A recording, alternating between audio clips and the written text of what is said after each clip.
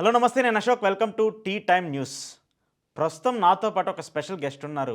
ఆమెని special guest అని ఎందుకు అంటున్నానంటే, భాష గురించి ప్రతి ఒక్కళ్ళకి ఒక మక్కువ అనేది ఉంటుంది. భాషని అంటే తెలుగులో ప్రతి ఒక్కళ్ళు మాట్లాడుతూ ఉంటారు. తెలుగులో ప్రతి ఒక్కళ్ళు సముదాయిస్తూ ఉంటారు. పాటలు వింటుంటాం, సినిమాలు చూస్తాం, అన్నీ చూస్తుంటాం. కానీ ఆ భాష వెనక ఒక భావం అనేది ఉంటుంది. ఆ భావం అనేది చాలామందికి తెలియదు. ఆ భావం ఎందుకు, అసలు తెలుగు భాషను ఎందుకు మాట్లాడాలి, భాషలందు తెలుగు లెస్స అని ఎందుకు అంటారనేది చాలామందికి ఇప్పుడున్న జనరేషన్లో వాళ్ళకి తెలియదు.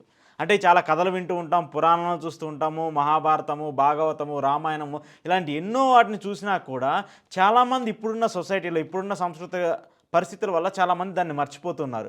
అసలు భావం దానికి తగ్గట్టుగా ఉన్నటువంటి ప్రస్తుత జనరేషన్‌కి ఎలాంటి సిట్యుయేషన్స్ ఉన్నాయి? తెలుగు భాషకు దీనికి ఉన్నటువంటి ఇంపార్టెన్స్ మీద ఆమె చాలా పుస్తకాలు రాశారు. ఆమె పుస్తకాలకు కూడా చాలా విశిష్టమైన ప్రాధాన్యత లభించింది ప్రజల దగ్గర నుంచి. సో, భాష గురించి ఈరోజు అంతా ఖచ్చితంగా మనం మాట్లాడుకోవడానికి ఒక ఇంపార్టెన్స్ ఎందుకు ఇవ్వాలి, దాన్ని ఖచ్చితంగా ప్రతి ఒక్కళ్ళు తెలుగులోనే ఎందుకు మాట్లాడుకోవాలి అనే దాని గురించి ఈరోజు బిందు మాధవ్ గారితో ఉన్నారు, మనతో పాటు ఉన్నారు. బిందు మాధవ్ గారితో మాట్లాడి భాష యొక్క ప్రాముఖ్యతను తెలుసుకుందాం. మేడం నమస్తే. నమస్కారం అండి. నా పేరు మద్దూరి బిందు మాధవి. నేను బేసిక్గా ఒక బ్యాంకర్ని, తర్వాత ఒక అడ్మినిస్ట్రేటివ్ ఆఫీసులో మేనేజర్గా పనిచేశాను. సో అనేక మంది, వేల మంది మనుషులతో ఇంటరాక్ట్ అవ్వటం వల్ల, అంటే వాళ్ళతో స్పందన ప్రతిస్పందన జరగటం మూలాన్ని వీలైనంత వరకు తెలుగులోనే మాట్లాడడానికి ప్రయత్నం చేస్తాను. దాని మూలాన ఏంటంటే వాళ్ళ రకరకాల మనుషులు, వాళ్ళ సమస్యలు, వాళ్ళ బాధలు, అనుభవాలు ఇలాంటివన్నీ తెలుసుకుని నేను వాటిని ఎంజాయ్ చేస్తూ ఉండేదాన్ని. అట్లాంటి సందర్భంలో నేను రిటైర్ అయిపోయిన తర్వాత నన్ను మా ఫ్రెండ్స్ అందరూ కలిసి, మీరు మాట్లాడుతుంటే బాగుంటుంది, మీరు ఎందుకు కథలు రాయకూడదు, ఎందుకు రాయకూడదు అని అడిగేసరికి, నేను ఇంతవరకు కథలు ఎప్పుడూ రాయలేదు అని అంటే, కాదు మీరు ప్రయత్నం చేయండి అంటే, దేని మీద రాయాలి కథ అంటే, సామెతల మీద సరదాగా రాద్దాము అని అందరం అనుకుని సామెతల మీద మొదలుపెట్టి నాకు ఒక 3-4 కథలు రాసిన తర్వాత దాని మీద ఒక అభిరుచి ఏర్పడిన తర్వాత నేను అప్పటి వరకు జరిగిన నా జీవితంలో అన్ని అనుభవాలని నోటికి మాట వచ్చినప్పుడల్లా దాన్ని ఒక పేపర్ మీద రాసుకుంటూ ఉండేదాన్ని. అలా దాదాపుగా ఒక 50 సామెతలు రాసేటప్పటికి దానికి సంబంధించిన సందర్భం కూడా నాకు మనసుకి స్ఫురిస్తూ ఉండేది. అప్పుడు వెంటనే కూర్చొని గబగబా ఒక ఐప్యాడ్ మీద కథ రాసేసుకుంటూ వెళ్ళిపోయేదాన్ని. నేను ఫేస్బుక్లోనే, ముఖ పుస్తకంలోనే ముందుగా కథలు రాయటం, అంటే ఇప్పుడు ప్రింట్ మీడియా లేదు, ఫేస్బుక్లో రాసుకుంటూ వెళితే అందులో చూసి నచ్చిన వాళ్ళు వేరే వేరే గ్రూపుల్లోకి నన్ను ఇన్వైట్ చేశారు. మా దానిలో కూడా మీరు కథలు రాయండి, మా దానిలో మీరు పెట్టండి అని. అలా నాకు తెలియకుండానే దాదాపుగా 125 కథల వరకు రాసుకుంటూ వెళ్ళిపోయిన తర్వాత ఎవరో పుస్తకం ప్రచురిస్తాము, మీ పుస్తకం చదివి మేము అందులో ఆ కథల క్వాలిటీ ఎలా ఉందో మేము 5గురం కలిసి జడ్జిమెంట్ చేసి అవన్నీ చేస్తాము అనేసరికి ఇంకొక ఫ్రెండ్ ముందుకొచ్చి, అక్కర్లేదు మనమే పుస్తకం పబ్లిష్ చేసుకోవచ్చు, అదేం పెద్ద కష్టమైన విషయం ఏం కాదు, మనమే చేసుకుందాం అనేటప్పటికీ నేను మా ఫ్రెండ్ ఆచార్య సి మృణాల్ని నా ఫ్రెండ్. సో తనతో అన్ని విషయాలు చెప్తూ మాట్లాడుతూ ఉంటాను. ఎందుకంటే నేనే ప్రాథమికంగా రచయిత్రిని కాదు కనుక నాకు ఎలా రాయాలో, ఆ నిర్మాణం, కథా నిర్మాణం ఎలా ఉంటుంది అవన్నీ తెలియక తన్ని అడిగితే బాగానే ఉంటున్నాయి, పర్వాలేదు, అవతల వాళ్ళకి నచ్చేట్టే ఉంటున్నాయి, రాయి కంటిన్యూ చేయమని చెప్పింది. సో అలా ప్రయాణం కొనసాగింది నాది. కొనసాగిన తర్వాత ఒక పుస్తకం, ఫస్ట్ పుస్తకం 102 కథలతో ప్రచురించిన తర్వాత ఆ పుస్తకాన్ని ఆవిష్కరణ వరప్రసాద్ రెడ్డి గారు చేశారు. వరప్రసాద్ రెడ్డి గారు చేసి, సామెతల మీద కథలు అనే ప్రక్రియ కొత్తగా ఉంది, వినటానికి నాకు చాలా నచ్చింది, నేను కూడా మీకు కొన్ని సామెతలు అవి ఇస్తాను, వాటి మీద రాయండి అన్నారు. అప్పుడు నెమ్మదిగా నాకు దానిలోకి ఆ ట్రాక్లోకి ప్రయాణం మొదలుపెట్టాక అప్పుడు నేను ఆయనతో అన్నాను, ఇవి ప్రాంతీయంగా ఉంటాయి సార్, ప్రాంతీయంగా ఉండే ఆచార వ్యవహారాలు, నమ్మకాలు, ఆహారపు అలవాట్లు, వాటి మీద, అక్కడ సంస్కృతి, వాటి మీద ఆధారపడి ఉంటాయి సామెతలు అనేవి. కాబట్టి మీకు తెలిసినవన్నీ నేను వాటికి సరిపోయే కథలు రాయలేకపోవచ్చు, మా ప్రాంతంలో నేను వాడే సామెతలకి నేను కథలు రాస్తాను, మీరు అలాగే ఇవ్వండి, ప్రయత్నం చేస్తానని ఆయనతో అన్న తర్వాత దాని మీద ఇంకా ఒక విధమైన ఊపు వచ్చేసి అట్లా కథలు రాస్తూ ఉండగా ఇంతలో వేదాంత సూరి గారని, ఆయన అది వరకు వార్తా పేపర్కి ఎడిటర్గానే ఏదో ఉండేవారు, వార్తా సండే మ్యాగజైన్కి. ఆయనకి నేను ఈ కథలు పంపిస్తే, బాగున్నాయి మేడం, చాలా బాగున్నాయి అని చెప్పి ఆయన ఏం చేసుకున్నారంటే, వాళ్ళది మొలక న్యూస్ అని ఒక ఇది ఉంది వెబ్ పత్రిక, దానిలో వేసుకుంటూ వచ్చారు. వేసుకుంటూ వచ్చిన తర్వాత నేను 125తో ఆపేస్తాను అనుకొని ఇప్పుడు ఏం చేస్తారు అని అడిగారు. అడిగితే నేను అన్నాను, ఏమండి అవి ఎలా వర్తిస్తాయో సామెత శతక పద్యాల్లో కూడా అలాగే వర్తిస్తాయి. మనము అంటే మన దైనందిన జీవితంలో శతక పద్యాలకి సామెతలకి ఎంతో విలువ ఉందండి, ఎంతో విలువ ఉంది. వాటికి రెలవెన్స్ ఉంది. ఓకే, అంటే ప్రస్తావనార్హం అంటారు, రెలవెన్స్ అది ఉంది. అది ఉండేటప్పటికి నేను శతక పద్యాల మీద రాస్తానండి అన్న తర్వాత నేను రాయడం మొదలు పెట్టేసరికి అన్ని కాలంలో రాస్తే లేనిపోని వివాదాలు. ఇన్ని రాసుకుంటూ వచ్చారు కదా మేడం, దాదాపు చాలా పుస్తకాలు రాశానండి. జనాల దగ్గర నుంచి రెస్పాన్స్ అంటే ఇప్పుడున్న జనరేషన్ అంటే ఇప్పుడు యాక్చువల్గా మీరు మీ భావానికి సంబంధించి మీరు వ్యక్తపరిచే మీ వాక్య చాతుర్యానికి సంబంధించి చాలా మంది వెరైటీగా తీసుకుంటారు. ఎందుకంటే మీ ఏజ్ ఆఫ్ పీపుల్, లేదంటే మా ఫాదర్స్, మా ఫోర్ ఫాదర్ ఇలాంటి వాళ్ళు చూసినప్పుడు ఏంటంటే ఓకే ఇది గుడ్ సబ్జెక్ట్, వాళ్ళకి చూసుకోవడానికో చదవడానికో వినడానికే బాగుంటుంది. But this type of generation, ఇప్పుడున్న ప్రజెంట్ జనరేషన్కి ఆన్లైన్ సిస్టము, మొబైల్ సిస్టము, ఈ కంప్యూటర్స్, ఇదంతా ఒక టెక్నాలజీ ఎస్టాబ్లిష్మెంట్ అయినప్పుడు ఈ పుస్తకానికి ఇంపార్టెన్స్ తగ్గిపోలేదా? పుస్తకానికి ఇంపార్టెన్స్ ఎప్పటికీ పోదండి. ఎలాగంటే చాలామంది నా పుస్తకాలు కొని చదవడానికి ఇష్టపడుతున్నారు. ఓకే, ఎందుకు అంటే దాని మీద చదువుతుంటే కంటికి స్ట్రెయిన్ అవుతుంది. పుస్తకం అంటే మనం ఇలా చదువుకుంటూ మధ్యలో ఇది పెట్టుకొని పక్కన పెట్టి వెళ్ళి మళ్ళీ చదువుకోవచ్చు, దాన్ని మళ్ళీ తిరగేసి మళ్ళీ చదువుకోవచ్చు అని. నా దగ్గర పుస్తకాలు, నా ఫస్ట్ పుస్తకం నేను 500 వేసానండి. 500 వేసిన తర్వాత మళ్ళీ కూడా పునర్ముద్రించాను. దాని తర్వాత శతక పద్యాల మీద రాశాను. ఎవరో అడిగారు నన్ను, అంటే నేను అవి ఎలాగా వర్తిస్తాయో మనకి దైనందిన జీవితంలో ఇవి కూడా అలాగే వర్తిస్తాయి. మనం చిన్నప్పుడు అది మోరల్ స్టడీస్ అనో ఇంకోటో అని చెప్పి చదువుకోలే. మన స్టడీ కరిక్రమంలో భాగంగా మనం ఏం చేసుకున్నాం, నీతి పద్యాలు కూడా నేర్చుకున్నాం, భాగవతంలో నేర్చుకున్నాం. ఇప్పుడు మనం అందరం ఎవ్వని చేజనించు జగమెవ్వని లోపల నుండి లీనమై ఎవ్వని ఎందుడింది, ఇవన్నీ మనం అప్పుడు నేర్చుకున్నవే, చిన్నప్పుడు నేర్చుకున్నవే. సో అవన్నీ మనం ఇవాళ చదువుతున్నాము అంటే వాటిని మనం వర్తించుకుంటున్నాం. ఇప్పుడు అనువు కాని చోట అధికులం అనరాదు, కొంచెం ఉండుటెల్ల కొదువు కాదు, కొండ అద్దమందు కొంచెమై ఉండదా, విశ్వదాభిరామ వినురవేమ. ఒక తల్లి పిల్లవాడిని క్లినిక్కి తీసుకెళ్తుంది, డాక్టర్ క్లినిక్కి. అందరూ వెళ్ళిపోతూ ఉంటారు, వచ్చేస్తూ ఉంటారు. వీడికి జ్వరం, కూర్చోలేకపోతూ ఉంటాడు. అమ్మ నీకు ఆ డాక్టర్ తెలుసు కదా, మీ బ్యాంక్ కస్టమర్ కదా, నువ్వెందుకు ముందు లోపలికి వెళ్ళిపోకూడదు అని అడుగుతాడు. అడిగితే అట్లా వెళ్ళకూడదు నాన్న, వాళ్ళు మనలాగా ఏదో ఒక సమస్య ఉంటేనే కదా వచ్చారు, అట్లా మనం చొచ్చుకొని లోపలికి వెళ్ళిపోకూడదు, మన వంతు వచ్చేదాకా వెయిట్ చేయాలి అని చెప్తుంది.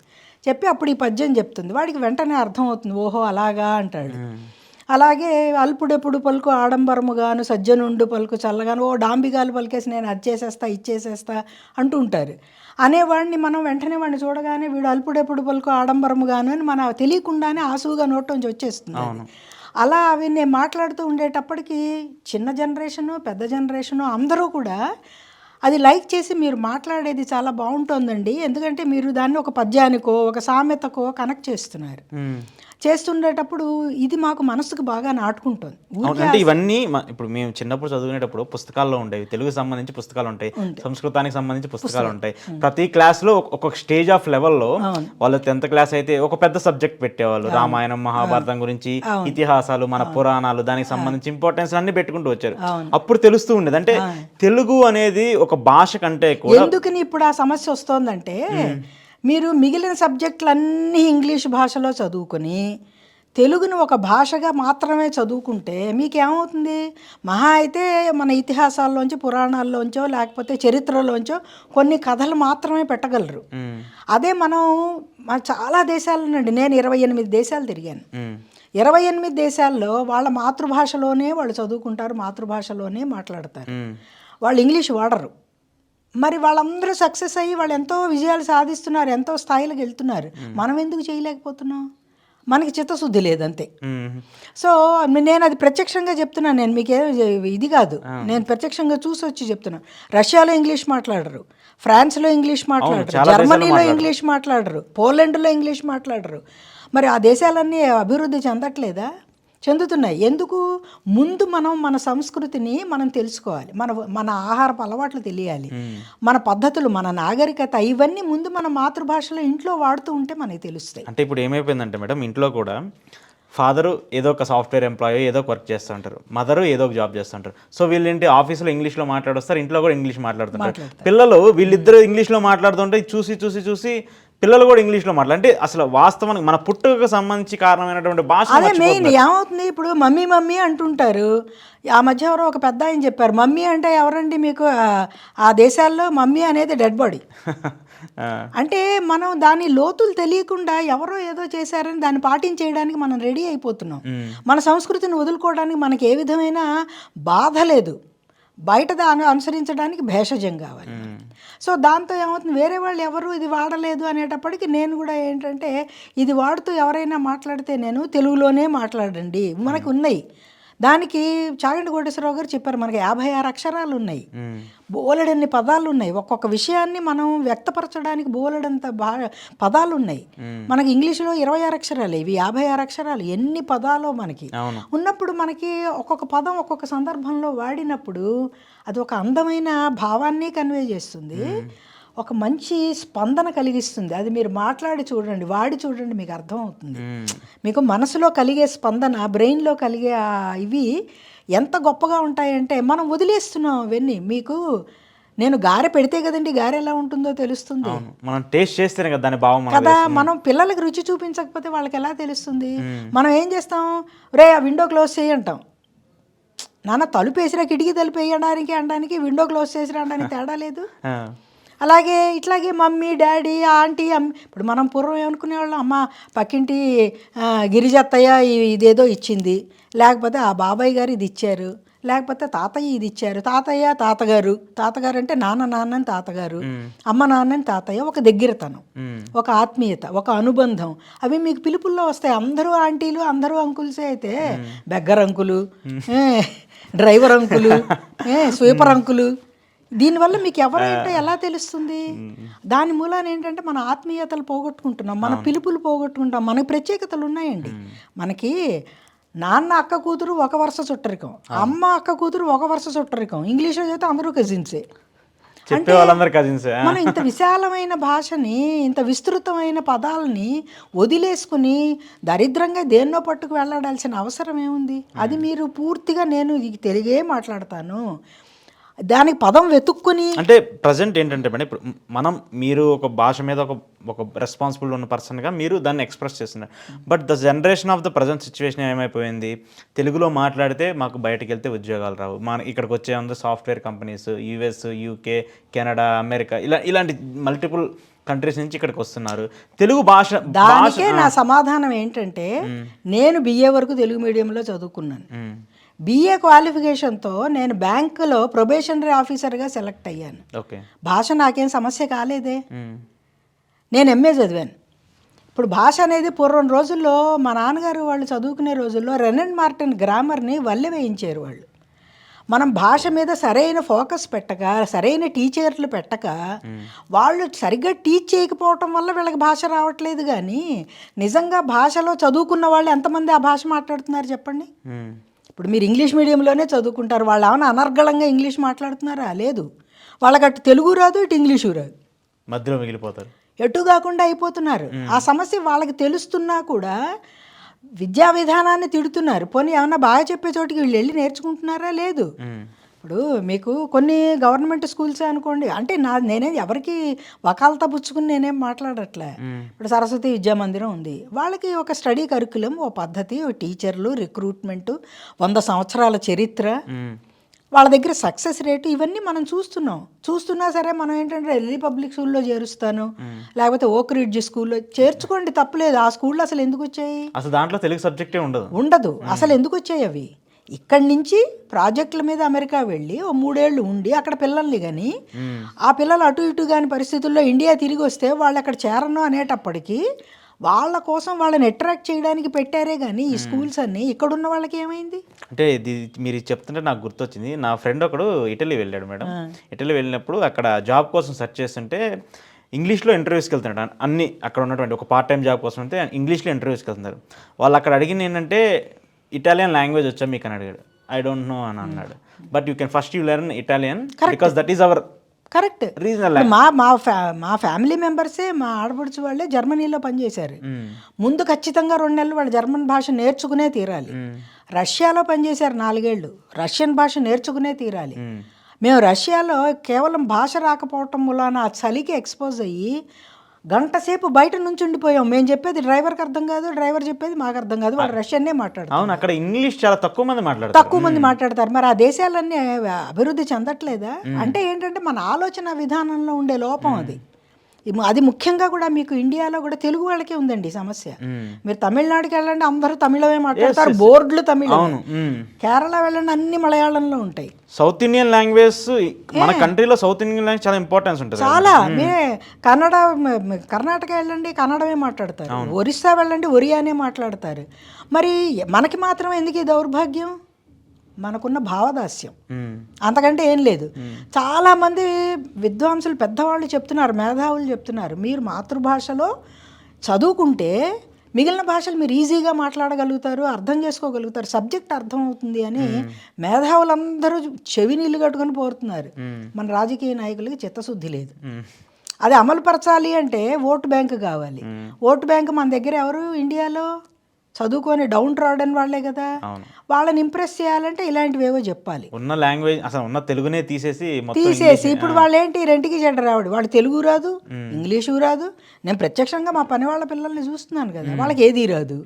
మరి ఏదీ రాని చదువులు ఎందుకు మనం చెప్పిస్తున్నట్టు 1000 లక్షలు ఖర్చు పెట్టి?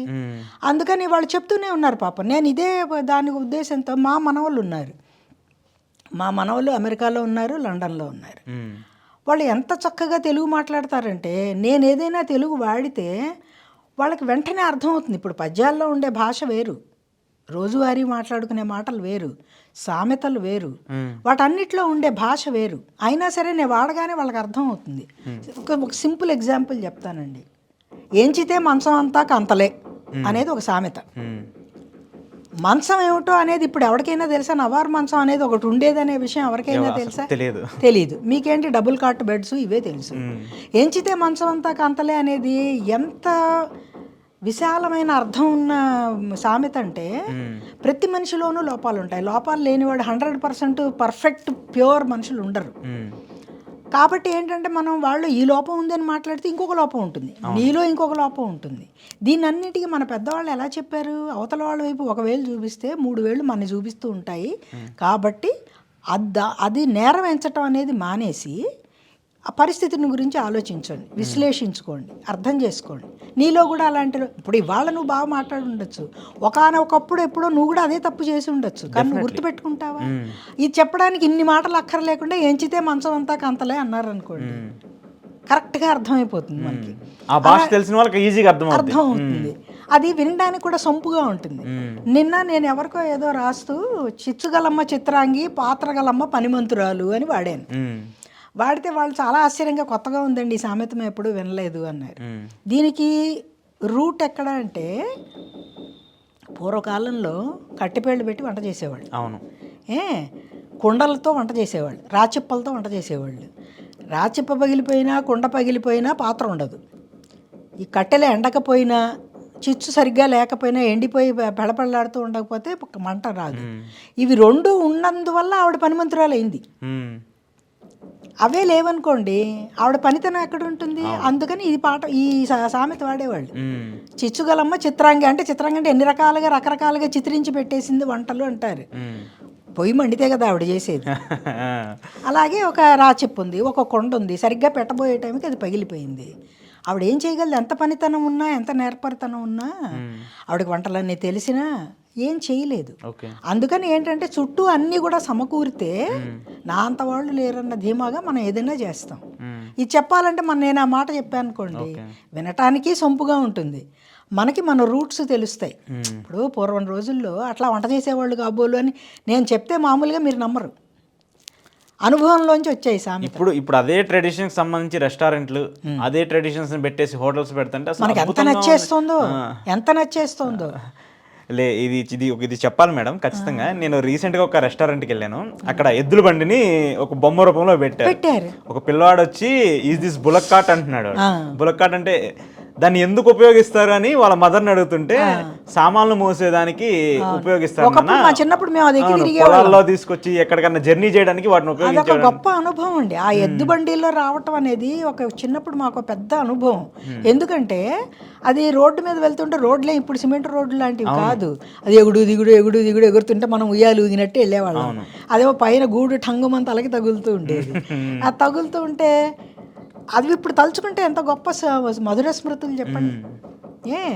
శిల్పకళారామంలో కొన్నేళ్ల క్రితం శిల్పకళారామంలో ఈ హరిదాసులు, అవును, తర్వాత ఏంటంటే ఈ మన సంక్రాంతికి పెట్టేవి గొబ్బెమ్మలు, హరిదాసులు, డూడు బసవన్నలు ఇవన్నీ తిప్పుతూ ఉంటే అవన్నీ అయిపోయిన తర్వాత నేను అప్పుడు అమెరికాలో ఉన్నాను ఆ సంక్రాంతికి. అది అయిపోయిన తర్వాత వాళ్ళందరూ వాళ్ళని ప్రత్యక్షంగా నేను శిల్పారామంలో చూసా. వాళ్ళు తట్టబుట్ట సర్దుకుని వెళ్ళిపోతుంటే నేను అన్నాను, టీవీ ఛానల్స్ వాళ్ళకి, గవర్నమెంట్కి వీళ్ళు ముడిసరుకు ప్రచారాలకి. ఈ వారం రోజులు 10 రోజులు గడిచిపోయాక వాడు బతికాడో తెచ్చాడో కూడా చూసే పరిస్థితి ఎవరికి ఉండదు, ఎవరు పట్టించుకోరు వాళ్ళని. మళ్ళీ వాడు వచ్చే సంవత్సరం సంక్రాంతికి వాడు వీళ్ళకి ముడిసరుకు, వీళ్ళ వ్యాపారాలకి. ఎంత మాయగా తయారైంది ప్రపంచం అని నేను ఒక చిన్న దీన్ని రాశాను, ఒక రైటప్ ఫేస్బుక్లో. రాసేసరికి బోల్డంతమంది నిజమేనండి, అందరూ మనం అక్కడ చూసి వచ్చి అది ఎంజాయ్ చేస్తాము, అంత బాగుంది డూడు బసవన్న అది ఇదేని. వాడి కడుపు నిండిందా లేదా, ఆకలేస్తుందా, ఎద్దుకి ఏమన్నా పెట్టాడా, ఎవ్వరూ చూడరండి ఆ విషయం. మీరు వేరే కోణంలో ఆలోచించారంటే అవునండి అది వాస్తవం. ఇప్పుడు వాడి కడుపు నిండితే కదా వాడు వచ్చి దాని చేత ఆడించగలడు. అది కూడా ఆలోచించాలి మనం. దాన్ని ఎలాగైతే మనం ట్రెడిషన్ని కాపాడుతున్నామని, సంప్రదాయాలని కాపాడుతున్నాం అంటూ మనం అనుకుంటున్నామో, సంప్రదాయాన్ని కాపాడటానికి ఇంకా కొంచెం కృషి ఎక్కువ కావాలి కదా. ఎందుకంటే వాడి ఆహారపు అలవాట్లు వేరు, వాడి జీవన విధానం వేరు, వాడు ఇక్కడ ఎలా బతుకుతాడు సిటీలో, వాడికి ఇల్లు వాకిలి ఉండదు, ఎక్కడి నుంచో ఆ ఎద్దును పుచ్చుకుని 10 రోజులు. నిజానికి వాడికి ఇవ్వాల్సిందంతా ఇస్తున్నారా? వాడిని వ్యాపారానికి వాడుకుంటున్నారు, టీవీలో ప్రదర్శిస్తున్నారు, కానీ నిజానికి వాడి కడుపులోకి కానీ చేతికి కానీ ఎంత వెళ్తుంది? దాంతో వాడు సంవత్సరం అంతా బతకాలి కదా. పల్లెటూళ్ళ నుంచి అందరూ సిటీలకు వచ్చేసారు, వాడు పల్లెటూరులో మనుషులే లేరు, వాడు ఎలా బతుకుతాడు అక్కడ? పూర్వం ఏం చేసేవాళ్ళు, సంవత్సరానికి ఇంత ధాన్యం అని కొలిచేవాళ్ళు. అవును, కొత్త పంట వస్తుంది, వచ్చిన పంటలో ఇంత భాగం అని ఇచ్చేవాళ్ళు. ప్రతి ఇంటి వాళ్ళు ఇంతంత ధాన్యం కొలిచేవాళ్ళు, బట్టలు ఇచ్చేవాళ్ళు. వాళ్ళు అక్కడితో వాళ్ళు ఇది పడి సాటిస్ఫై అయ్యి తృప్తితో బతికేవాళ్ళు. ఇప్పుడు అక్కడ మనుషులు లేరు, ఇచ్చేటంత దాతృత్వం ఎవరికి ఉండట్లే. ఎంతసేపు నేనేం తిన్నాను, నాకేం కావాలి, నాకేం వచ్చింది, ఈ ఉద్యోగం కంటే వేరే ఉద్యోగానికి వెళ్తే ఏమిటి, ఇదే ఆలోచిస్తున్నాం. కానీ మన పక్కవాడు బతుకుతున్నాడా, వాడు బతకడానికి నేను ఏమన్నా చెయ్యాలా అని మనం ఆలోచించేంత తీరుబడి మనకు ఉందా ఇప్పుడు? అంటే ఇక్కడ ఒక పాయింట్ ఏంటంటే మేడం, భాష, బాంధవ్యం, బంధుత్వం, అంటే ప్రతి మనిషి లైఫ్లో ఈ 3 చాలా ఇంపార్టెంట్, చాలా ముఖ్యం అండి. ఈ 3 అంటే ఇప్పుడున్న జనరేషన్ ఏంటంటే మేడం, మీరు ఆల్మోస్ట్ ఒక 2 జనరేషన్స్ చూసేస్తారు. మీ పేరెంట్స్ కానివ్వండి, మీ కానివ్వండి, ఇప్పుడు ఉన్నటువంటి మీ పిల్లల జనరేషన్, ఇప్పుడు 4th జనరేషన్, మీ మనవల జనరేషన్ కూడా చూస్తూ వస్తున్నారు. ఒక రిలేషన్, ఒక బంధానికి ఖచ్చితంగా ఏదైతే భాష అంటే మన ఇద్దరం సరిగా మాట్లాడుకుంటే ఒక బంధం నిలబడాలన్నా, అది పోవాలన్నా, కలిసి ఉండాలన్నా ఏదైనా జరుగుతుంది. ఇప్పుడున్న జనరేషన్స్లో అది కనపడుతుందా మేడం? అది ఉంటుందని మీరు బాగా అనుకుంటున్నారా? ఇప్పుడు ఉన్న వాటిల్లో లేకపోవడానికి కారణం మనకి వ్యాపార దృష్టి పెరిగిపోయింది. ఎందుకంటే మనం పిల్లవాడితో కూడా 10 నిమిషాలు టైము గడిపి మాట్లాడలేని పరిస్థితిలోకి వెళ్ళిపోయాం. నేను దాని మీద కూడా చాలా కథలు రాశాను. ఏంటంటే ఉద్యోగం అనేది నిజంగా అవసరమా? నా దగ్గర పనిచేసిన ఒక అమ్మాయి, మేడం పిల్లలు ఉన్నవాళ్ళు ఉద్యోగాలు చేయకూడదండి, లేదా ఉద్యోగం చేసే వాళ్ళకి పిల్లలు ఉండకూడదండి. నేను ఇవి 2 కాంట్రవర్షియల్గా ఉన్నాయమ్మా. పిల్లలు ఉన్న వాళ్ళకి ఉద్యోగం ఉండకూడదు, పిల్లలు ఉంటాయి ఖర్చు ఉంటుందనే కదా తల్లి కూడా ఉద్యోగం చేయడం. కానీ ఉద్యోగం చేసే వాళ్ళకి పిల్లలు ఉండకూడదు అంటే నువ్వు 2 చేతుల్లో 4 చేతుల్లో సంపాదించి ఏం చేస్తావు? కాబట్టి ఏంటంటే ఇవి ఎలా ఉంటాయంటే ఆ కాస్త టైము మనం వాళ్ళతో గడపలేని పరిస్థితుల్లో ఉన్నాం. మనం పిల్లల్ని కూర్చోబెట్టి, ఇప్పుడు మా పనివాడి పిల్లల్ని కూడా నా వెనకాల తిప్పుకుంటూ నేను పద్యాలు చెప్తూ ఉండేదాన్ని, కథలు. ఇప్పుడు నా దగ్గర పనిచేసే వాళ్ళకి కూడా చెప్తాను నేను రామాయణంలో వీటిల్లో ఇన్సిడెంట్స్ కథలుగా చెప్తూ ఉంటాను వాళ్ళకి. ఇప్పుడు పూర్వం ఏంటి, మనం చిన్నప్పుడు చదువుకున్నాం, మా చిన్నప్పుడు, మీ కాదు, మీకు నాకు చాలా జనరేషన్ గ్యాప్ ఉంది. అప్పుడు చదువుకున్నాం, మనకి ఇప్పుడు గుర్తున్నాయి. ఏమిటి, తులసీదాసు రోజు రామాయణం పద్యాలు పాడుతూ ఉంటే నాకు ఇంతవరకు రామదర్శనం కాలేదు అని వేదన పడుతూ ఉంటే అప్పుడు ఏమవుతుందంటే రోజు వెళ్ళి ఒక చెట్టు దగ్గర ఆయన నీళ్లు పోస్తూ ఉంటాడు. అప్పుడు మనం చదువుకున్న కథ. నీళ్లు పోస్తూ ఉంటే ఆ చెట్టు దగ్గర ఒక స్పిరిట్ కూర్చొని ఉంటుంది. నువ్వు ఈసారి నీళ్లు పోసినప్పుడు వెంటనే నాకు రామదర్శనం కావాలి అని అడిగితే అది నీకు దారి చూపిస్తుంది అని అంటారు. అది పారిజాత వృక్షం. దాని నీళ్లు పోస్తే అక్కడ పారిజాత వృక్షం మూలంలో ఆంజనేయ స్వామి కూర్చుంటారు అని మనం చదువుకున్నాం. ఏమిటి? ఆంజనేయమతి పాటలాననం కాంచనాద్రి కమనీయ విగ్రహం పారిజాత తరుమూలవాసినం భావయామి పవమాన నందనం. పారిజాత మూలంలో ఆయన కూర్చొని ఉంటాడు అని. అప్పుడు ఆయన్ని నేను ఎలా గుర్తుపట్టాలి అని అడుగుతాడు ఈయన. ఎలా గుర్తుపట్టాలి అంటే రామాయణం చదివేటప్పుడు అందరికంటే ముందొచ్చి కూర్చుని అందరూ వెళ్ళిపోయాక కూడా వెళ్లకుండా చివరిగా ఉన్నవాడే ఆంజనేయ స్వామి అని చెప్తారు. ఓకే. సో అదేంటంటే అతను అలా కూర్చొని గమనిస్తూ ఉంటాడు. సో ఆంజనేయ స్వామిని పట్టుకుని నాకు ఎట్లా రామదర్శనం అంటే సరే ఏదో చెప్తారనుకోండి. ఇవి మనకి ముద్ర పడిపోతాయి. చిన్నప్పుడు 3వ క్లాసులో 5వ క్లాసులో చదువుకున్న పాఠాలు మనం ఇవాళ అలాంటివి చెప్పకుండా ఏవో వాళ్ళకి చెప్తున్నాము. అందులో వాళ్ళ జీవితానికి ఉపయోగపడేవి అంటే ఓర్పు. ఇప్పుడు మనం చూసుకోవాల్సింది ఏంటి? ఓర్పు. నేను రామాయణం మీద కూడా ఒక 25 కథలు రాశాను ఈ మొలక న్యూస్ వాళ్ళకి. అందులో ఏంటంటే సమయస్ఫూర్తి. ఆంజనేయ స్వామి లంకకి వెళ్ళేటప్పుడు దారిలో ఫస్ట్ మైనాకుడు, తర్వాత సురస, ఆ తర్వాత ఏమో సింహిక, చివరిగా లంకిణి. మైనాకుడిని చేత్తో ఇలా తట్టి నేను నీ మీద తీసుకున్నాను, నీ ఆతిథ్యం నేను తీసుకున్నాను అంటాడు. అక్కడ ఆగిపోలే. ఆయన లక్ష్యం ఏమిటి? సీతాదేవిని వెతకడం, లంకకు వెళ్ళాల్సింది. అక్కడ సమయస్ఫూర్తి. రెండోది సురసను చూస్తాడు. సురస ఇంత పెద్దగా నోరు తెరిచి నిన్ను ఎంత నేమన్నారు నన్ను అంటే ఆవిడ ఇలా తెరుస్తుంది, ఇంకా పెద్ద అవుతాడు. ఆవిడ ఇంకా పెద్ద తెరిచేసరికి ఇతను వెంటనే ఏం చేస్తాడు? చిన్నగా అయిపోయి ఆవిడ నోట్లోకి వెళ్ళి బయటకు వచ్చేస్తాడు. సమయస్ఫూర్తి. ఇవన్నీ మనం ఏంటంటే రామాయణంలోను భారతంలోను ఈ భాగాలుగా ఇవి మనం చదువుకున్నాం. అవన్నీ తీసేసి మనం సిలబస్సుల్లో తెలుగు అనేది తీసేసి మేము సైన్సు తెలుగులో చదువుకున్నాం, సోషల్ స్టడీసు తెలుగులో చదువుకున్నాం, మ్యాథమెటిక్స్ తెలుగులో చదువుకున్నాం. దాని మూలాన ఏమవుతుందంటే మనకి వొకాబులరీ పెరుగుతుంది, పదాలు పెరుగుతాయి. మీరు ఎంతసేపు భాష మాత్రమే చదువుకుంటే తెలుగులో మిగిలిన పదాలు ఎలా తెలుస్తాయి? అవి తెలియకపోయేసరికి మీకు ఒక విధమైన ఫ్రస్ట్రేషన్ వచ్చేస్తుంది.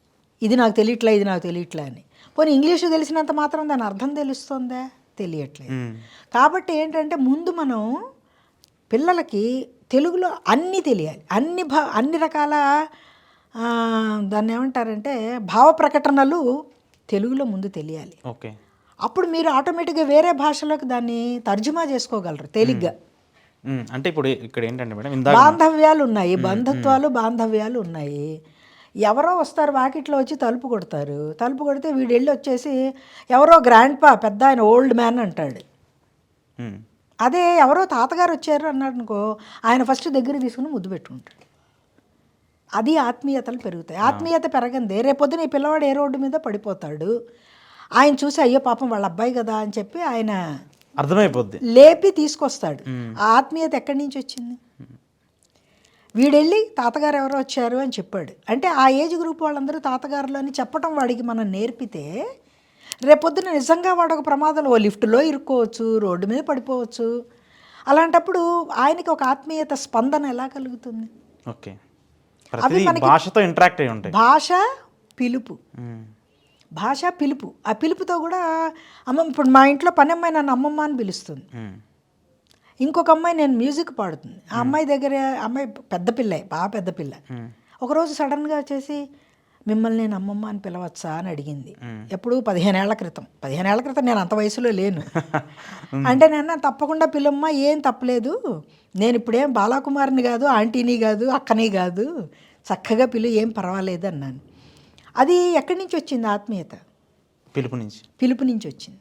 ఇప్పుడు అది నాకు మా పని అమ్మాయి అమ్మమ్మ నేను ఇది చేయనా, ఇది తీసుకోనా, అది తిన్నా అంటే నాకు నా మనవరాల దగ్గర లేదు. నేను మొన్న వాడికి అదే చెప్పాను, నా మనవాళ్ళ దగ్గర లేరు, నువ్వే నా మనవరాలివి, కాబట్టి నువ్వు దానికి రోజు ఏదో ఒకటి తినడానికి చేతిలో పెడతావు. ఆ ఆత్మీయతలు ఎక్కడి నుంచి వస్తాయి? పిలుపులతో వస్తాయి. అంటే ఇక్కడ బేసిక్ ఏంటంటే మేడం, ఇప్పుడున్న జనరేషన్ పీపుల్ విలేజెస్లో కూడా ఆల్మోస్ట్ చేంజ్ ఓవర్ అయిపోయింది. మన పాత ఉన్నటువంటి పల్లెటూర్లకి ఇప్పుడున్నటువంటి పల్లెటూర్లకి ఎక్కడ పొంతనున్నట్లేదు. అక్కడ సాయంత్రం అయితే అందరూ అరుగుల మీద కూర్చోనో లేదంటే చెట్ల కింద కూర్చోనో ఆ రోజు ఇది జరిగింది, ఈ రోజు ఇది జరిగిందని అన్ని వల్ల వేసుకుంటూ ఉండేవాళ్ళు. కానీ ఇప్పుడు అలాంటి పరిస్థితులు కూడా లేవు. కారణం ఏంటంటే అందరి ఇళ్లలో నట్టింటో వచ్చి కూర్చున్న టీవీ కారణం, చేతుల్లో వచ్చిన సెల్ ఫోన్ కారణం. అంతగా అవే మెయిన్. ఏంటంటే మీ కాలక్షేపాన్ని మీరు ఇండివిజువల్గా వెతుక్కుంటున్నారు. ఇంకొకళ్ళతో మాట్లాడాల్సిన అవసరం మీకు ఉండట్లా. ఎందుకంటే ప్రతిదీ నువ్వు ఇలా టిక్ టిక్ కొట్టగానే అందులో వచ్చేస్తుంది. ఫుడ్ ఆర్డర్ ఇవ్వటం దగ్గర నుంచి ఒక ఇన్ఫర్మేషన్ కావాలని పూర్వం ఏమనుకునేవాళ్ళం, అయ్యో ఎదురింటి ఆయనకి అడిగితే తెలుస్తుందేమో అని అనుకునేవాళ్ళం. ఇప్పుడు అక్కర్లా, నెట్లో కొట్టేయడం, గూగుల్లో కనుక్కోవడం. అది నిజమా కాదా అనేది దాన్ని ఎవరు తెలుసుకోవాల్సిన అక్కర ఫీల్ అవ్వటల్లా. ఫీల్ అవ్వకుండా ఏం చేస్తున్నారు, ఏది కావాలన్నా సరే దాంతో. నీకు మనిషికి బంధం ఎక్కడి నుంచి వస్తుంది? బంధమే రానప్పుడు పిలుపు ఎక్కడి నుంచి వస్తుంది? పిలుపే రానప్పుడు ఆత్మీయత ఎక్కడి నుంచి వస్తుంది? అంటే ఇప్పుడు ఇండివిడువాలిటీ పెరిగిపోయింది మేడం ప్రతి మనిషిలో. అదే నువ్వేంటి నేనేంటి, ఇప్పుడు నేను సంపాదిస్తున్నాను, నువ్వు సంపాదిస్తున్నావు. ఇప్పుడు ప్రజెంట్ ఇప్పుడు మీరు ప్రతిరోజు మీ ఫాదరో లేదంటే మీరు రోజు స్కూల్కి వెళ్తున్నారు అనుకోండి, వెళ్ళిన ప్రతిసారి జాగ్రత్తగా వెళ్ళమ్మా, జాగ్రత్తగా రమ్మా అని చెప్తారు. కానీ ఇప్పుడు జాగ్రత్తగా వెళ్ళమ్మా అంటే అదేంటి నాకు తెలియదా అని వాళ్ళు అనుకుంటున్నారు. వీళ్ళు పరిగెత్తే హడావిడిలో వీళ్ళు చెప్తున్నారు. బట్ ఏమైపోతుందంటే ద వే ఆఫ్ కమ్యూనికేషన్, అంటే ఒక పేరెంట్కి ఒక చైల్డ్కి మధ్య, ఒక హస్బెండ్కి ఒక వైఫ్కి మధ్య, ఒక లవర్కి ఒక బాయ్, ఇలా ఉన్నటువంటి కమ్యూనికేషన్ వాళ్ళ మధ్య మిస్ అయిపోతుంది. మెయిన్ కారణం ఒకటేనండి. ఇప్పుడు మన పూర్వం రోజుల్లో కొంచెం ముతకగా మాట్లాడుకోవాలంటే బార్టర్ సిస్టంలో ఏంటి, ఇల్లుని నడిపేవాడు, ఇంట్లో భర్త సంపాదించుకొచ్చేవాడు, ఈవిడ ఇల్లుని నిర్వహిస్తూ ఉండేది, పిల్లల్ని, అత్తమామల్ని, భర్తని, వాళ్ళకి కావాల్సినవి అటెండ్ అవుతూ. అందులో ఏంటంటే తెలియకుండానే కొన్ని అడ్జస్ట్మెంట్లు, సర్దుబాట్లు, ఏదైనా ఈ పూట తినడానికి లేదు, ఇంటికి ఎవరో అతిథి వచ్చారు పెట్టేసాం పర్వాలేదులే మన పచ్చడి, ఈ రకమైన అవసరాలు ఉండట్లేదు. ఇప్పుడు ఆవిడే ఉద్యోగానికి వెళ్తుంది, ఈయన ఉద్యోగానికి వెళ్తాడు, ఆయన వచ్చేటప్పటికి ఈవిడ ఉండదు, అతను స్విగ్గీలో ఆర్డర్ ఇచ్చేసుకుంటాడు, తినేస్తాడు, పిల్లలు వస్తారు, వాడిపాటికి వాడు స్విగ్గీలోనో ఇంకో జొమాటోలోనో ఆర్డర్ ఇచ్చుకుంటాడు. ఇంటర్ డిపెండెన్స్ పోయేసరికి అయ్యో నేను లేకపోతే పాపం వాళ్ళు ఏం తింటారు అనే ఆలోచన ఈవిడికి ఉండట్లేదు. ఏదో ఒకటి తింటారులే, తినడానికి దీని మూలాన రిలేషన్స్ అన్నీ కూడా పాడైపోతున్నాయి. ఇంటర్ డిపెండెన్స్ ఎప్పుడు బంధాలను నిలబెట్టేది. ఇప్పుడు పిల్లాడికి ఏదైనా కావాలనుకోండి, అమ్మ నువ్వు దానిలో ఫోన్పేలో వేసే నేను అక్కడ కొనేసి ఉంటా. ఇవన్నీ ఏంటంటే మనకి కత్తి లాంటివి, రెండు పక్కల పదునున్న కత్తులు లాంటివి. మనకి ఉపయోగం ఎలా పడుతుందో కమ్యూనికేషన్ సిస్టము బంధాలని తెంపేయడానికి కూడా అలాగే ఉపయోగపడుతుంది కదా. అది ఏమవుతుంది, వాళ్ళు అన్నీ అక్కడ బయట దొరికేస్తున్నాయి.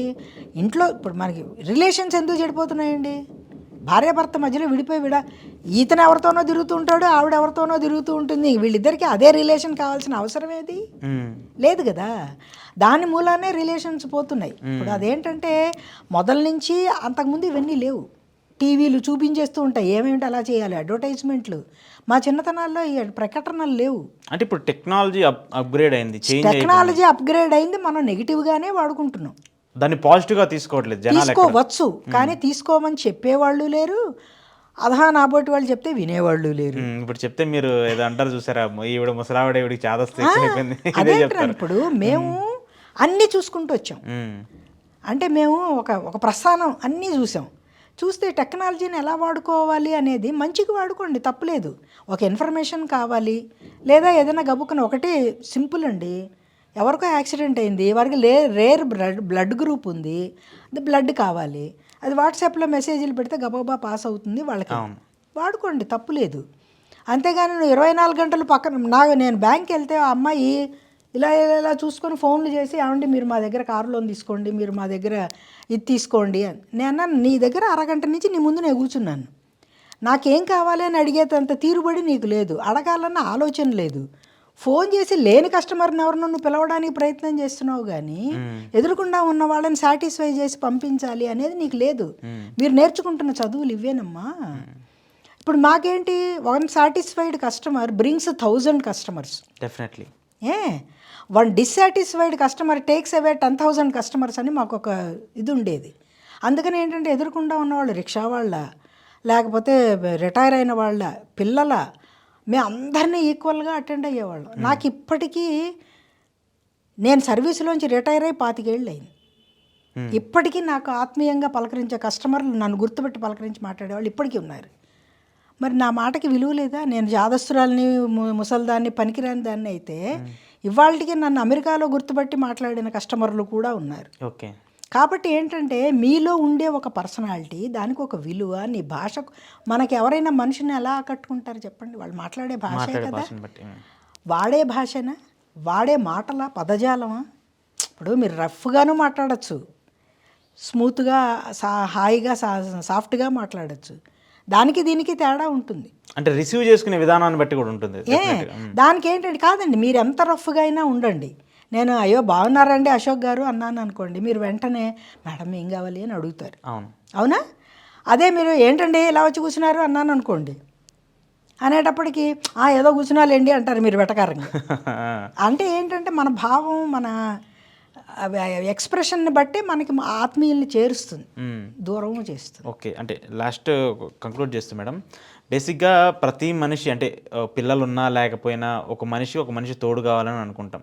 ఎందుకంటే సాయంత్రానికి వచ్చేసి ఏ పని చేసినా ఎక్కడున్నా సరదాగా పడుకొని బెడ్ మీద పడుకొని ఈరోజు ఇలా జరిగిందమ్మా, ఈరోజు ఇలా జరిగిందని ఒక భర్త భార్యతోనో లేదంటే ఒక తల్లి పిల్లలతోనో ఇట్లా చెప్పుకుంటూ ఉంటుంది.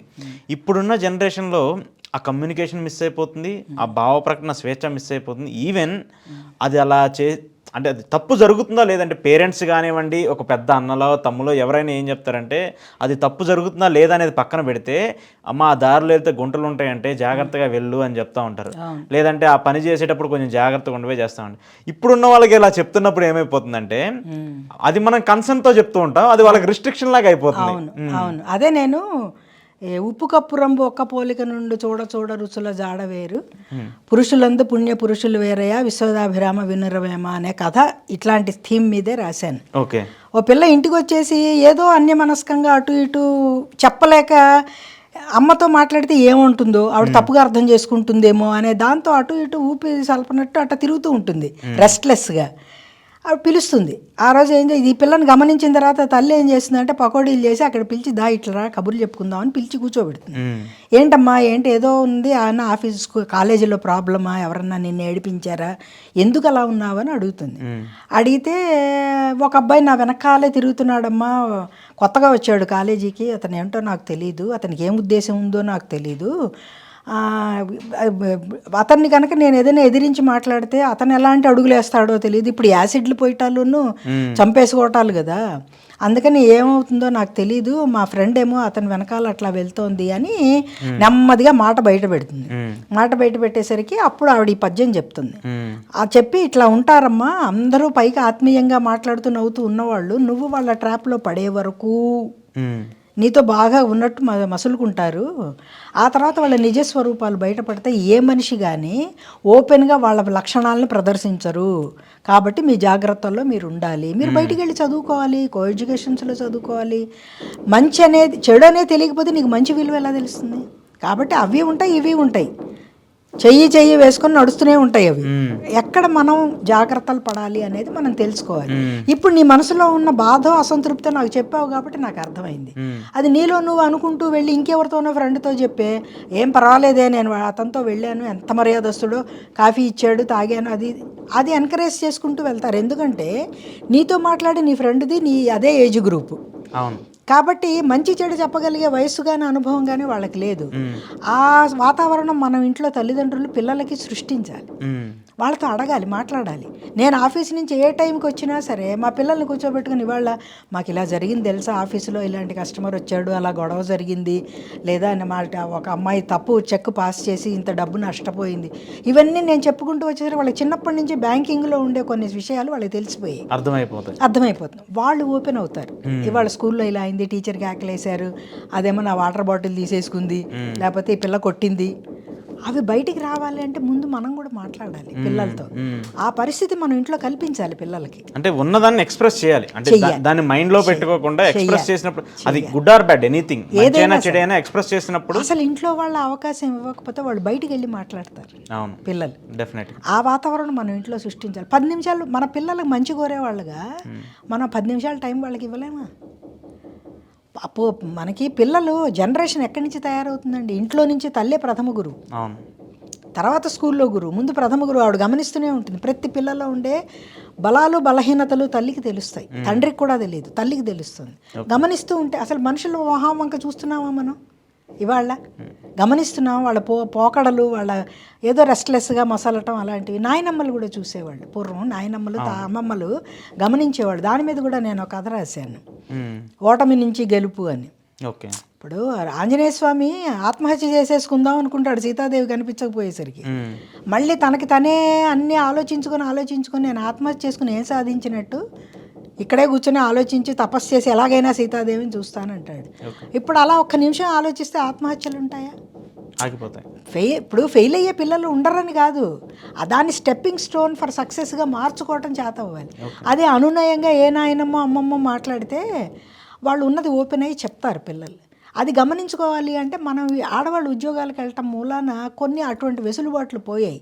ఇప్పుడు మామూలుగా ఏం చేస్తున్నారంటే మాకు తెలిసిన వాళ్ళ పిల్లలు కూడా ఒక స్టేజ్కి వచ్చి పిల్లలు పెద్దవాళ్ళు అయ్యి వాళ్ళకి ఇంట్లో తోడు కావాలి అనుకున్నప్పుడు వాళ్ళ ఉద్యోగం దీన్ని తగ్గించుకుంటున్నారు. ఆ ఉధృతిని తగ్గించుకుని సింపుల్ జాబ్స్ చేసుకోవడం, కాంట్రాక్చువల్ జాబ్స్ చేసుకోవటం. అప్పుడు కొంత స్టెబిలైజ్ అయిపోతారు పిల్లలు. కొంచెం ఎదిగి వాళ్ళకి మన తోడు కావాలి అనుకున్నప్పుడు వీళ్ళు స్టెబిలైజ్ అవుతారు. అప్పుడు ఇంకా ఉద్యోగం కెరియర్ ప్రమోషన్లు అలా ఆలోచించకుండా మన సమాజానికి ఎటువంటి పిల్లల్ని ఇస్తున్నాం? వాళ్ళు సరైన వాళ్ళు కాకపోతే నెక్స్ట్ జనరేషన్సే పాడైపోతాయి. ఇదంతా ఏంటంటే ఒక ఇంటర్లింక్డ్ ఒక దీని లాంటిది, ఒక వల, కాపాడే ఒక వల లాంటిది. మనం వల అనుకుంటే వల, ఒక నిట్ అంటే అల్లిక అని అనుకున్నాం అనుకోండి, అది ఒక అందంగా ఉంటుంది వినడానికి. సో ఖచ్చితంగా ఇంపార్టెన్స్ అయితే ఇవ్వాలి, చాలా ఇవ్వాలండి భాష. ఎందుకంటే మనం ప్రాథమికంగా మన ఇంట్లో వాడే వస్తువులు, మన అలవాట్లు, ఆహార వ్యవహారాలు, మన బాంధవ్యాలు, మన సంస్కృతి, ఇవన్నీ కూడా మనం ఇంట్లో భాషతోనే వస్తాయి. ఇప్పుడు మీరు ఇప్పుడు ఇది ఇందాక చెప్పిన పద్యమే ఉందనుకోండి, దాన్ని మీరు ఇంగ్లీష్లో చెబితే ఏం అర్థం అవుతుంది? ఇంట్రెస్ట్ ఉండదు అసలు. ఫస్ట్ అసలు ఆ భావం కన్వే అవ్వదు. ఇప్పుడు నేను ఇందాక మీకు ఆ పద్యం ఒకటి చెప్పాను, అల్పుడెప్పుడు పలుకు ఆడంబరముగాను సజ్జనుండు పలుకు చల్లగాను, కంచు మురోగినట్లు కనకంబు మోగున విశ్వదాభిరామ వినురవేమ. కంచు బంగారం కంటే కంచు వెలువ తక్కువే, కానీ దాని ప్రాధాన్యత ఉన్న చోట అదే ప్రధానం. అది మీరు వేరే భాషలకు తర్జుమా చేసి చెప్పారనుకోండి, ఆ అందం వస్తుందే? రాదు. అందుకని ఏంటంటే మనం ఏది ఎలా చెప్పాలో అలాగే చెప్పాలి. ఒక పదార్థం ఉండాలండి, దానికి ఒక పద్ధతి ఉంది. అన్నం తినాలండి, దానికి ఒక పద్ధతి ఉంది. నేను అందరితో అదే చెప్తాను. ఇప్పుడు మనం గబగబా వెళ్ళిపోతున్నాం కదా అని లెటర్ల ముందు కంచం పెట్టుకుని అన్నం తింటామా? తినం కదా. అలాగే బాత్రూమ్ ముందు పడుకుంటామా? ప్రతిదానికి ఒక నిర్దేశించిన పద్ధతి ఉంది, నిర్దేశించిన చోటు ఉంది, నిర్దేశించిన భావం, పదజాలం ఉంది. అది వాడితేనే అది కరెక్ట్గా అర్థమవుతుంది, లేదా దాని సొంపు ఉంటుంది. ఓకే కదా.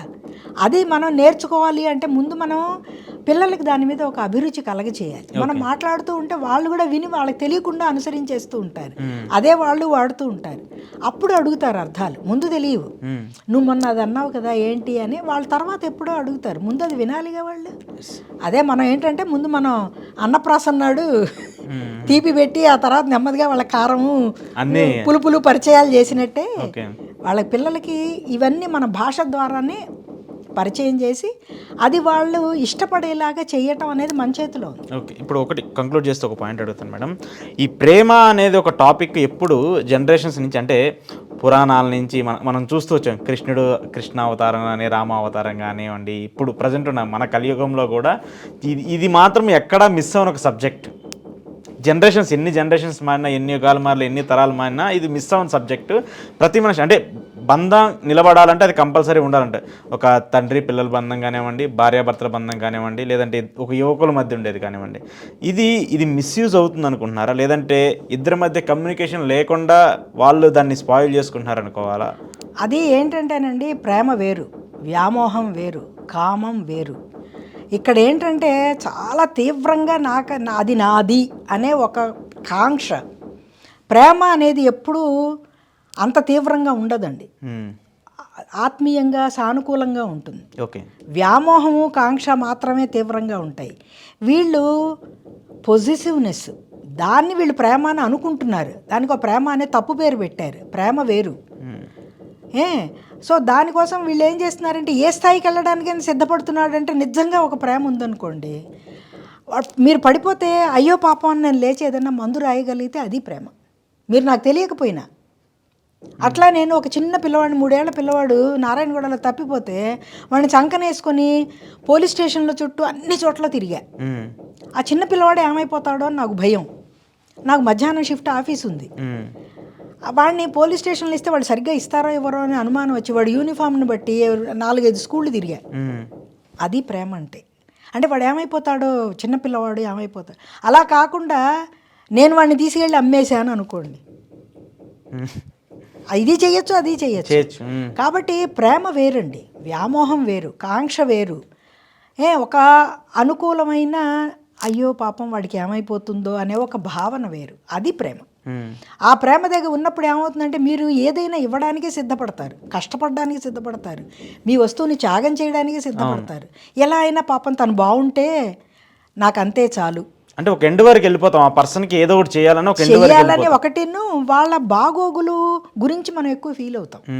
అంతేగాని ఎలాగోలా బలవంతాన్నా తెచ్చేసి నా దగ్గర పెట్టేసుకుంటే దాన్ని వ్యామోహం, కాంక్ష, పొజిటివ్నెస్ అంటాం, అది ప్రేమ కాదు. అంటే ఇప్పుడు మీరు అన్నట్టు అక్కడ మనం ఎంతైనా చేయడానికి ముందుకు వెళ్తాము, కానీ అక్కడ ఒక రిస్ట్రిక్షన్ వేలో అయిపోయి వాళ్ళు ఫీల్ అవుతూ ఉంటారు. అదే అంటున్నా, ఇద్దరు దాన్ని తప్పుగా అర్థం చేసుకోవటం వల్లనే వస్తున్న సమస్య. వీళ్ళు నేను చదువుకుంటున్నాను, నేను వీటి జోలికి వెళ్ళదలుచుకోలేదు అని ఆ అమ్మాయి ఓపెన్గా స్పష్టంగా సింపుల్గా చెప్పినప్పుడు యాక్సెప్ట్ చేయలేకపోవడానికి కారణం ఒకటి పురుషాధిక్య సమాజం, రెండోది ఏంటంటే నేను బలవంతంగా ఏదైనా చేయగలననే ఒక విధమైన తెంపరితనం. నన్ను ఎవరు కట్టడి చేయగలరు, ఇవాళకి నేను నాకు అనుకున్న సాధిస్తే చాలు. ఇప్పుడు శిశుపాలుడు మనకు చరిత్రలో వాళ్ళు ఉన్నారు, ఇప్పుడు వీళ్ళొకళ్ళే కాదు వాళ్ళు ఉన్నారు, వాళ్ళంతా ఏమైపోయారు. ఇప్పుడు రావణాసురుడు ఉన్నాడు, రావణాసురుడు ఎన్ని గొప్ప క్వాలిటీస్ అన్నా ఉండనివ్వండి, రామాయణంలో అదే చెప్తారు, రాముడు అదే చెప్తాడు, ఆంజనేయుడు అదే చెప్తాడు.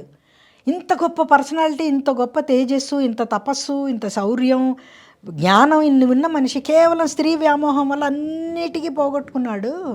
ఏం సాధించాడు చూసావా, ఎంత గొప్ప ముల్లోకాలని పాలించగలిగిన శక్తి ఉన్న మనిషి అని.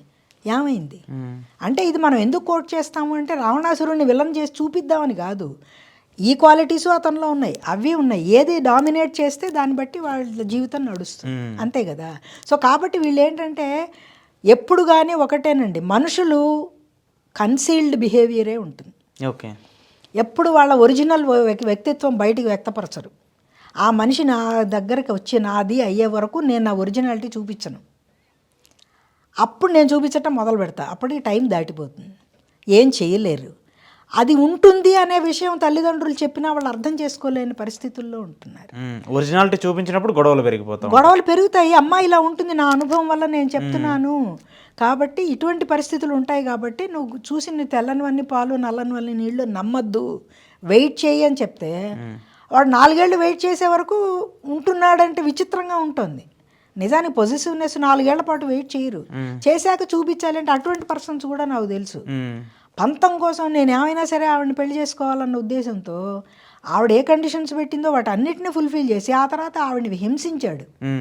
అదొక డిఫరెంట్ విలనిజం. ఇప్పుడు అట్లాంటి క్యారెక్టర్స్ ఉంటారనుకోండి, తక్కువే ఉండొచ్చు, కానీ ఏంటంటే ఎప్పుడు కానీ ప్రేమ అనేది అంత తీవ్రంగా ఉద్ధృతంగా మనిషిని హింసించే స్థాయికి వెళ్ళదు, అది ప్రేమ కాదు. అది పొజిటివ్నెస్, ప్రేమ కాదు, వ్యామోహం, తీవ్రమైన కాంక్ష. ఒక అందమైన మనిషి నాకు అవ్వాలి, ఒకసారి నువ్వు పొందేసావనుకో అయిపోయింది, అక్కడితో నీకు తృప్తి. ఇప్పుడు ఓ స్వీట్ తినే వరకు తినాలని తినేసారు, అయిపోయింది, ఇంకా దాన్ని పడేస్తాం. వీళ్ళు కూడా అంతే, మనుషులకి విలువ లేదు, వస్తువులకి విలువ లేదు, అలా తయారైంది. అందుకని ఏంటంటే మనం వాల్యూస్ ముందు పిల్లలకి నేర్పించకపోతే ఈ సమాజం ఇలాగే ఉంటుంది. ఈ తరంలో వినట్లేదు, చూడట్లేదు అని అనుకోవడానికి మనం చెప్పట్లేదు అనేది నా భావన. ఒక అబ్బాయి తెలుగు యూనివర్సిటీలో పిహెచ్డి చేస్తున్నాడు సామెతల మీద, ఒక అబ్బాయి. ఆ అబ్బాయి వచ్చి మేడం ఇంత గొప్పగా ఇట్లా కథలు రాస్తారని అసలు తెలియదండి, సామెతల మీద భలే ఉంటున్నాయి మీ కథలు అని నాకు వచ్చి చెప్పాడు. ఆ అబ్బాయి ఏ తరం వాడంటారు, ఇప్పుడు పిహెచ్డి చేస్తున్నాడంటే డెఫినెట్గా అది ఉంది, ఆ భావన ఉంది, చాలా ఉంది. అది ఉంది అనే విషయం గుర్తించే పరిస్థితుల్లో ఎడ్యుకేషన్ ఇన్స్టిట్యూషన్స్ లేవు, కుటుంబము లేదు, స్నేహితులు లేరు. అదేమవుతుందంటే అలా పూర్వం ఇంటి పక్క ఆయన ఏదన్నా చెప్పాడు అనుకోండి, అయ్యో మనవాళ్లే కదా అని వీళ్ళు వినేవాళ్ళు. ఇప్పుడు ముందు తల్లిదండ్రులే యుద్ధానికి వెళ్తున్నారు, మావాడికి చెప్పడానికి నువ్వెవరని. మనుషుల్లో ఒక విధమైన అగ్రెసివ్నెస్ పెరిగింది. అది తగ్గితే కానీ మనకి ఈ సమస్యలకి పరిష్కారాలు దొరకవు. చూద్దాం మేడం, అది ఖచ్చితంగా మీరు మీ మాటలు ఎంతమంది కొంతమందికన్నా కనీసం ఒక 10 మందికన్నా ఇవి విని యూజ్ అవుతాయో లేదా. Thank you. చూద్దామండి. ఇది ఈరోజు బిందు మాధవ్ గారితో తెలుగు భాషకు సంబంధించి, వ్యక్తిత్వానికి సంబంధించి, భాషకి మనుషులకి ఉన్నటువంటి సంబంధాన్ని ఎక్స్క్లూజివ్ ఇంటర్వ్యూలో చూస్తున్నాం. చూస్తూనే ఉండండి టీ టైమ్ న్యూస్.